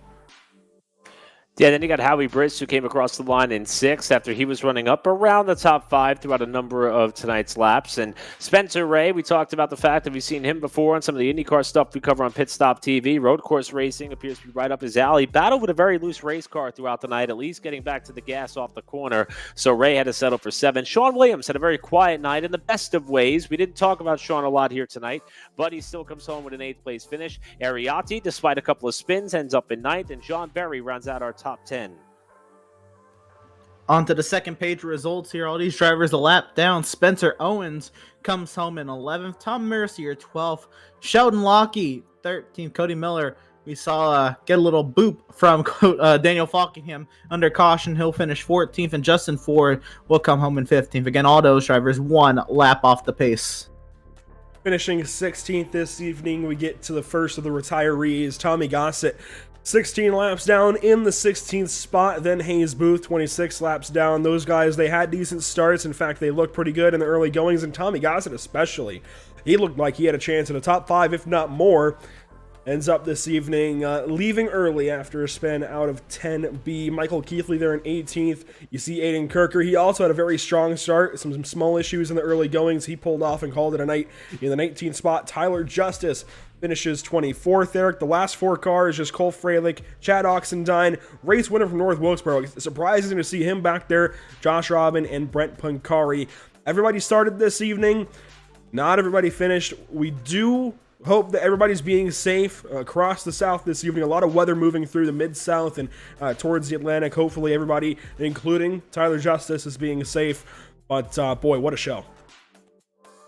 Yeah, and I mean, when you look at Road Atlanta, we know that it's going to provide some entertaining races here, especially for the stock cars, especially for the Xfinity model on the sim. I don't think that I expected to have 4 cars under a blanket for the last 12 or 13 laps that we got there, and I'm honestly not sure that I expected to see so many contenders there late in the going, but the night ends, and it's a very similar trend to what we've seen on 2 other occasions this season. Daniel Falkingham, P1, Herczeg right there with him, and David Schutt continues what's truly a consistent season for him at this point in the year. I mean, he was top 5 in points, got himself a podium finish here tonight, so even though we expected this race to be a bit of a variable, it played out as such for drivers who didn't have as much luck. But when we look at the final results, it's very similar to what we've had so far this season. Now the question is, will that momentum keep rolling for those 3 drivers, and will the rest of the field have something to say come Dover 1 week from tonight, Emerson? Yeah, absolutely. With the wild race we had here today at Road Atlanta, with the varying strategies, the phenomenal battle amongst the top 4, I'm very interested to see how the rest of the points shake out. With Aaron Smith, having a great run today, he should definitely lift himself off of the cut line. We'll see where he ends up mapping his way out on the way to Dover next week. In the points battle, it's going to get really, really spicy heading into a beast of a racetrack down up in Dover, Delaware.